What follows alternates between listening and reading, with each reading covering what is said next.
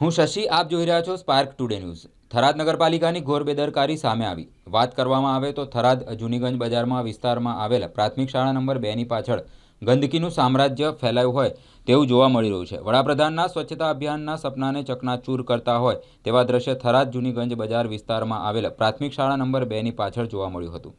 ગુજરાતના પનોતા પુત્ર અને દેશના વડાપ્રધાન નરેન્દ્રભાઈ મોદીજીએ સ્વચ્છ ભારત સૂત્રને સાર્થક કરવા માટે ગુજરાતની તમામ નગરપાલિકાઓમાં ખુલ્લી ગટરો બંધ કરી કરોડો રૂપિયાના ખર્ચે ભૂગર્ભ ગટર યોજના અમલમાં મૂકી હતી।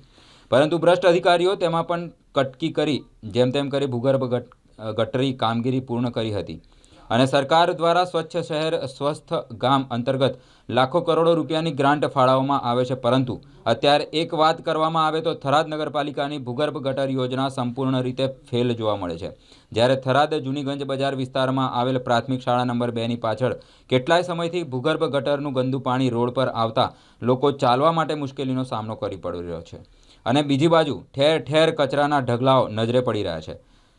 પાસે સ્કૂલ અને આંગણવાડી કેન્દ્ર પણ આવેલું છે, જેમાં શાળાએ આવતા વિદ્યાર્થીઓને આંગણવાડી કેન્દ્રમાં આવતા નાના ભૂલકાઓને મુશ્કેલીનો સામનો કરવો પડી રહ્યો છે। જ્યારે ભૂગર્ભ ગટરો સાફ સફાઈના અભાવે ગટરોનું ગંદુ પાણી રોડ પર ઉભરાતા ગંદુ પાણીની દુર્ગંધ ફેલાતા ભયંકર રોગચાળો ફેલાય તેવી સ્થિતિ જોવા મળી રહી છે।